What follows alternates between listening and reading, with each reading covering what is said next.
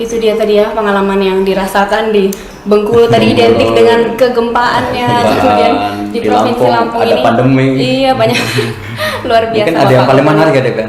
Apa Ada yang tuh? paling menarik dari pengalaman-pengalaman Nah, itu. untuk hal yang paling menarik kira-kira apa nih Pak dari Bengkulu atau Mungkin daerahnya mungkin Lampung?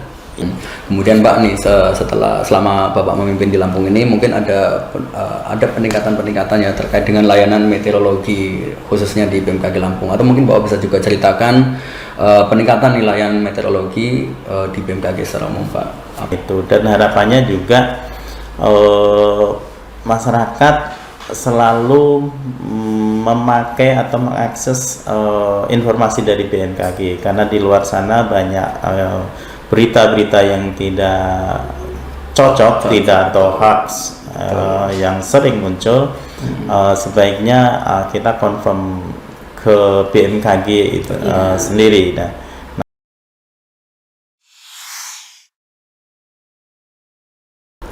Halo, assalamualaikum warahmatullahi wabarakatuh. Tapi pun, Sobat BMKG Lampung dimanapun Anda berada, bagaimana kabar Anda hari ini? Semoga selalu sehat dan tetap semangat dalam menjalani aktivitas sehari-hari. Kali ini bersama saya Devi Noviati, ditemani oleh rekan saya nih yang biasanya menjadi narasumber, saat ini menjadi rekan saya nih, Bapak Rahmat Subekti. Halo Pak Rahmat. Halo Devi, apa kabar Devi? Alhamdulillah, Pak Rahmat gimana nih? Alhamdulillah sehat Devi. Alhamdulillah. Kembali lagi kita bersama di Kita Orang BMKG Lampung. Kita tanya orang BMKG Lampung.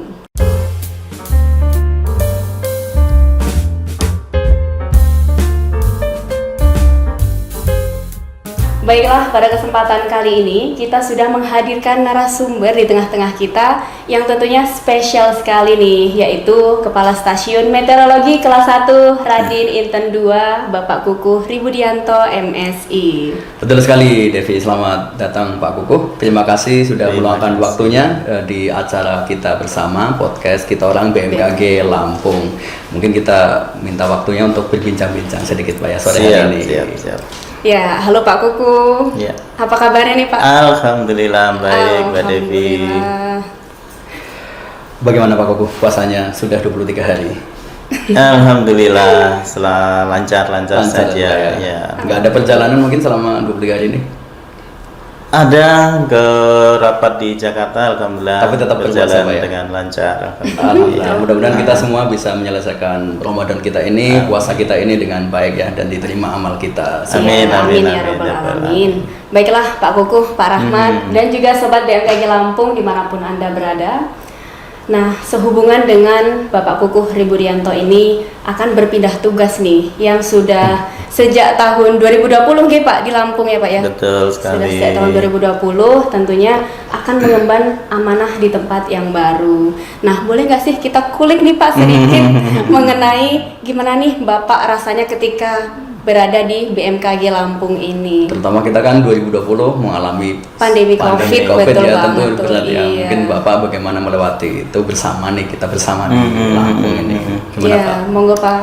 Ya, baik, terima kasih Sobat Lampung. Emang cukup berat ya, kita 2 tahun lebih ya, kurang lebih 2 tahun kena pandemi COVID, di mana semua serba terbatas. Cuman BMKG khususnya Stasiun Meteorologi Radin Inten 2 Lampung Selatan ini harus menjalankan operasional pelayanan, terutama pelayanan meteorologi penerbangan, dan juga ada pelayanan cuaca ekstrim. Nah, tentu dengan adanya kondisi pandemi ini semua terbatas, kerja kita juga dibatasin dari sisi berdekatan atau pertemuan dengan satu dengan yang lainnya. Ya, alhamdulillah karena memang kondisi kita sip ya, sip, kemudian kita kurangin sedikit dari teman-teman yang operasional, sehingga dengan tentunya dengan protokol kesehatan yang cukup baik dan disiplin teman-teman, alhamdulillah walaupun memang ada beberapa yang terkena COVID, tapi tertular di luar ya, di luar, alhamdulillah di lingkungan kita dalam masa pandemi ini cukup kondusif. Begitu Mas Rahmat dan Mbak Devi. Iya betul sekali Pak. Tentu nggak cuma kita yang merasakan berat dampaknya ya dari pandemi COVID, semua elemen masyarakat ataupun instansi lain juga pasti merasakannya. Tapi alhamdulillah kita sudah lepas dari itu semua ya Pak. Kita sudah di tahun 2023, kita menyongsong harapan baru ya ke depan. Mudah-mudahan kita bisa melakukan hal-hal yang baru setelah pandemi COVID, dan semoga kejadian serupa tidak terjadi lagi ke depannya. Amin, amin. Dan Dev, Pak Kuku ini sebelum di Lampung ini beliau lama nih di BMKG Pusat Pak ya. Lama tuh berapa tahun nih? Udah. Berapa tahun Pak? 21-an tahun. Wah itu udah lama ya. Tentu banyak pengalaman yang berbeda antara belum merasakan bekerja di BMKG Pusat dan bekerja di BMKG daerah. Iya betul banget tuh Pak. Pastilah ada perbedaannya ya Pak yang Bapak rasakan. Bagaimana sih ketika di pusat kemudian di daerah mengenai sistem kerjanya kah atau suasananya kah gitu, boleh di sharing Pak? Mungkin sharing Pak ya. Oh iya. Tentu sangat bervariasi ya terkait pengalaman kerja baik di pusat maupun di daerah. Sementara kita di pusat banyak faktor yang mempengaruhi, banyak kesibukan. Tentu dari sisi job desk-nya, kalau di daerah itu kan khusus ya, hanya beberapa poin job desk. Kalau di pusat itu, di samping kita juga melaksanakan suatu informasi tertentu, kita juga ada fungsi pembinaan ya. Fungsi pembinaan di stasiun-stasiun. Saya sejak CPNS sudah di operasional, dulu namanya Ramalan Jasa Meteorologi ya. Tahun berapa itu Pak? Saya masuk CPNS-nya 94, PNS-nya 95. Nah itu kami sudah masuk dan membuat perakiraan. Nah tentu berbeda sekali dengan sekarang ini karena dulu alat membuat perakiraan itu belum sebagus ini, semodern yang sekarang ini. Dulu hanya sekedar kita membuat streamline, kemudian kita mengamati unsur-unsur yang lain. Streamline itu bisa dari jam ke jam yang satunya kita lihat pergerakannya ke arah mana, kemudian unsur-unsur secara meteorologisnya seperti apa, kita bisa membuat perakiraan di suatu lokasi. Nah itu sangat sederhana, dan citra satelitnya pun itu juga kita masih di print ya, masih di print. Nah, warnanya masih hitam putih ya, warnanya masih agak kecoklat-coklatan gitu, dan kita masih nge-lab untuk menyatukan suatu gambar gitu ya, dan itu sangat sederhana. Di awal-awal saya masuk BMKG ini, dan alhamdulillah setelah tahun 2000 kita ada bantuan dari luar negeri, ada model perakiraan dari luar negeri, sehingga pengalaman membuat produk perakiraan itu lebih mudah, apalagi sekarang ini. Itu dari sisi operasional ya. Dari sisi keberagaman tentu di pusat pegawainya cukup banyak, jadi kita berbeda. Kalau di stasiun ya cakupannya kecil gitu kalau di pusat. Kemudian satu lagi adalah Jakarta macet. Nah itu yang bikin agak kita secara pribadi, karena tinggalnya di pinggir kota jauh di Bogor, sehingga membutuhkan waktu ke kantor sini. Kurang lebih 1 sampai 1,5 jam dari rumah, dan itu perjuangan bagi pegawai-pegawai BMKG yang ada di pusat. Begitu. Banyak kantor yang mengalami juga sepertinya, pegawai-pegawai Jakarta terutama ya. Betul. Dan sebelum di Lampung kan Bapak di Bengkulu Pak ya? Betul. Bengkulu. Pasti juga ada hal yang menarik nih Pak, atau pengalaman-pengalaman terkait dengan di Lampung dan di Bengkulu, mungkin dari sisi provinsinya, atau mungkin dari kantornya, atau mungkin dari makanan atau hobi-hobi. Ya betul. Dari sisi hobi, alhamdulillah di ketiga tempat itu hobi saya tersalurkan, naik sepeda. Sama Pak ya, naik sepeda. Dari dulu udah hobi bersepeda. Kayaknya di Lampung semakin sering bersepeda. Betul. Kalau spesial di Bengkulu itu kan dalam kutip potensi gempanya sangat tinggi. Dan Oh, itu iya. yang dalam kalau pas saya menginjak ke Bengkulu, Iya. teman-teman di pusat selalu menanyakan atau keluarga kami yang Iya. ada di Jawa, gimana gempanya? Gempa di Nah Bengkulu, itu, betul. ya alhamdulillah saya selama di 3 tahun juga di Bengkulu Oh, iya, itu betul. mengalami 3 kali gempa yang cukup menggetarkan Sangat. rumah lah, yang mungkin panik itu 3 kali. Dan rata-rata di hari libur, Di hari Sabtu libur. atau Minggu. Tapi tidak sampai merusak, Pak ya. Alhamdulillah tidak sampai merusak, ya cuman bikin panik saja. Nah itu dari sisi kebencanaan, dari sisi koordinasi ke Pemda, ya kita baru juga ya, saya Iya. baru. Kalau di pusat itu koordinasi tingkat kementerian gitu Iya, ya. Mungkin tipikal orang kementerian berbeda dengan tipikal Betul, orang betul. Pemda gitu. Betul, Pak, betul. Nah itu hal-hal yang baru yang saya alami. Tapi alhamdulillah karena kita orang lapangan, rata-rata orang lapangan lah anggap saja seperti Pak. itu.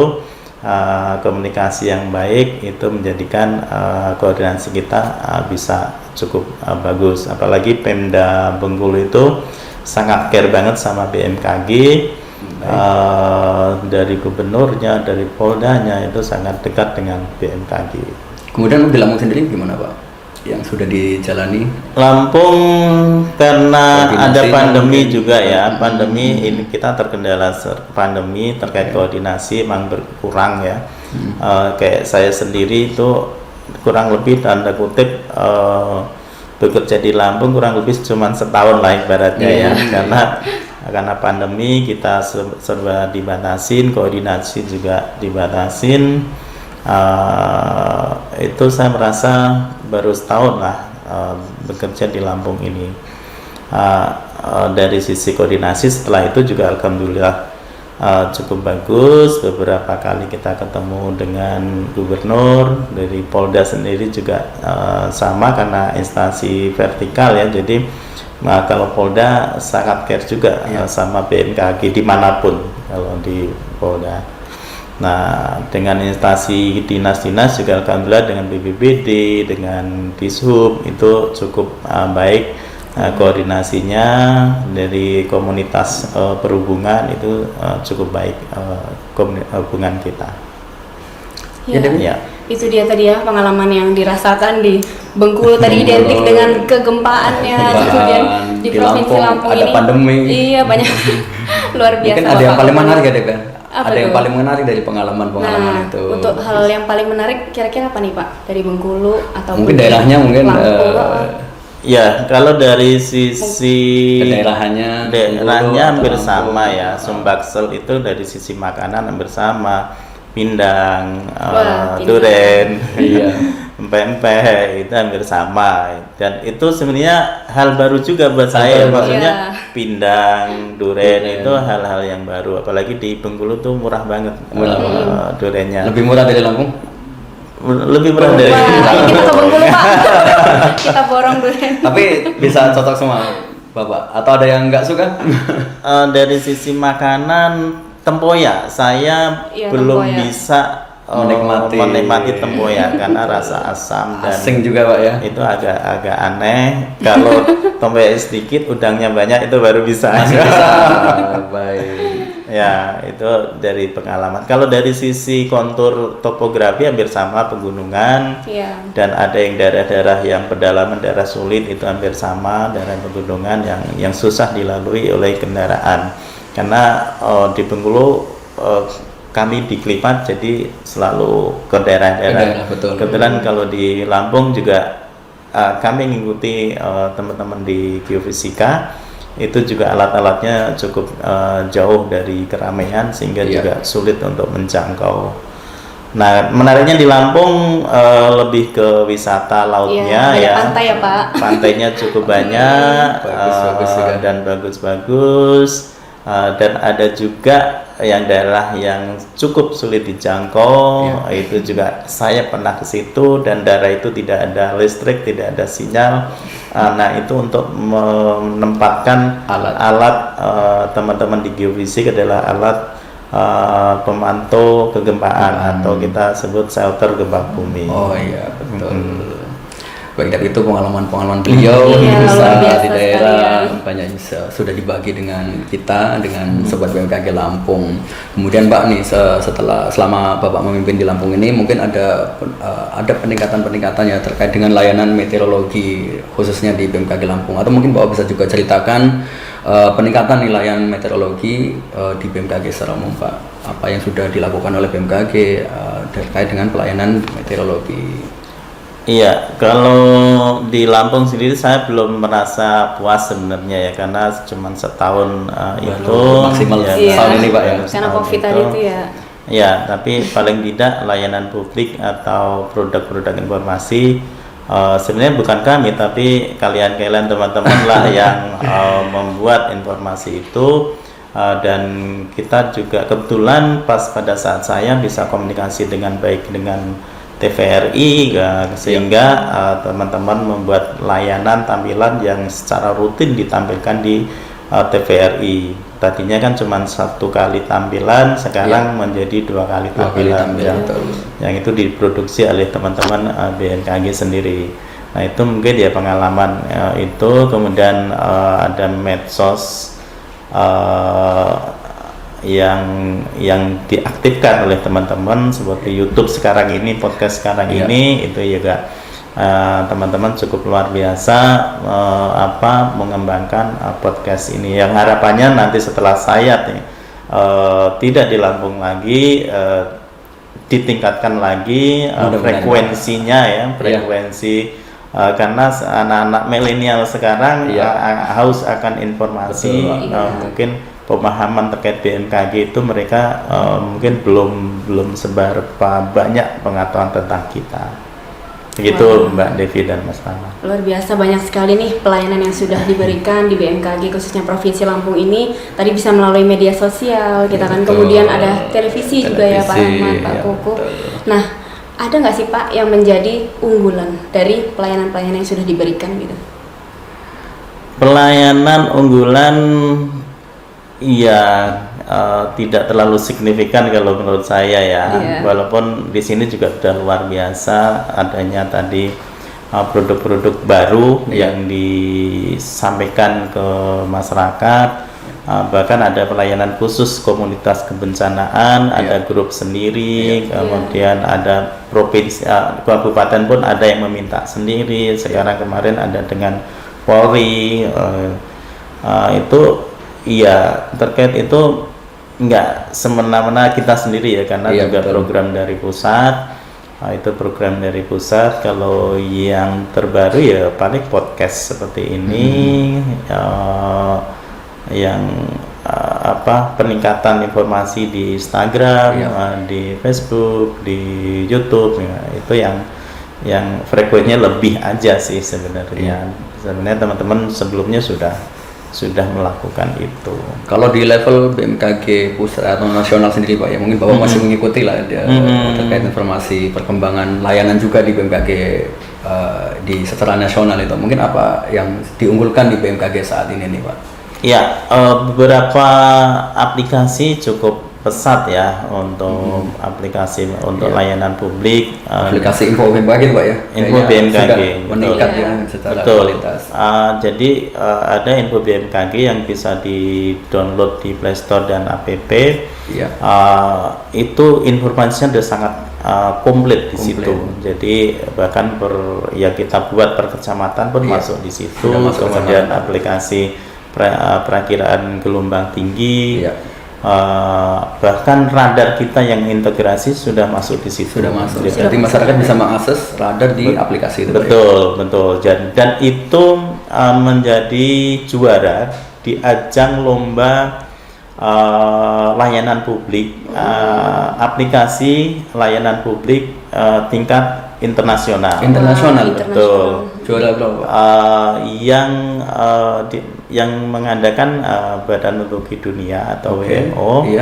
Kalau nggak salah tingkat pertama tingkat pertama. Untuk yang level aplikasi atau level aplikasinya, level aplikasinya itu. Dan tentu aplikasi yang lain sebenarnya yang di situ dari beberapa aplikasi pendukung tadi ya, kayak Signature itu untuk peringatan dini cuaca ekstrim, kemudian Inawis untuk gelombang, Siam itu untuk pelayanan khusus penerbangan itu, dan ada beberapa aplikasi lain pendukung terkait dengan gempa bumi juga ada ya. Nah itu dan semuanya masuk ke arah info BMKG yang di aplikasi itu, aplikasi tersebut. Nah itu cukup luar biasa. Nah tentu ini karena juga dari SDM BMKG sendiri, kemudian kerjasama dengan BMKG yang ada di luar negeri. Oh iya, betul sekali. Dan ini kita kan sekarang di bulan April nih. Di bulan kemarin kita bulan Maret itu biasanya diperingati sebagai Hari Meteorologi Dunia. Oh iya, itu kalau nggak salah sudah ke 73. 73 ya. Dan BMKG sudah melakukan banyak sekali kegiatan Dep ya. Dan ada satu hal menarik ya di tahun ini ya khususnya, Ibu Kepala BMKG kita nih, Ibu Dwi Korita, dalam beberapa waktu belakangan beliau muncul dan mencalonkan diri sebagai calon presiden WMO Pak ya, periode tahun 2023-2027 ya. Pak ya. Dan itu tentunya akan memberikan dampak yang besar bagi kita semua, bagi insan BMKG ataupun bagi instansinya sendiri. Mungkin Bapak bisa sharing ya terkait pencalonan ini, mungkin juga dampaknya apa dan apa yang bisa kita ambil. Iya. Betul sekali. Jadi beberapa waktu lalu itu ada kampanye, Ibu ke BMKG melakukan suatu kampanye ya untuk pemilihan presiden WMO. Nah itu sebenarnya sudah tercantum dalam kita sebut apa, renstra atau tujuan dari BMKG, bahwa BMKG akan menuju kelas dunia. Jadi negara kita kan ibarat negara berkembang ya. Untuk menjadikan negara maju, kita BMKG juga mensupport ke arah situ. Nah dari berbagai tadi sudah kita bicara terkait informasi. Nah sekarang dari SDM kita, SDM BMKG berusaha juga mencalonkan sebagai presiden Badan Meteorologi Dunia. Nah yang sebelumnya sebenarnya dari BMKG yang sebelumnya Pak Andi itu sudah menjadi ketuanya atau presidennya juga RA5, jadi Region Asia Pasifik ya, Region Asia Pasifik. Yang di bawah juga di bawah WMO.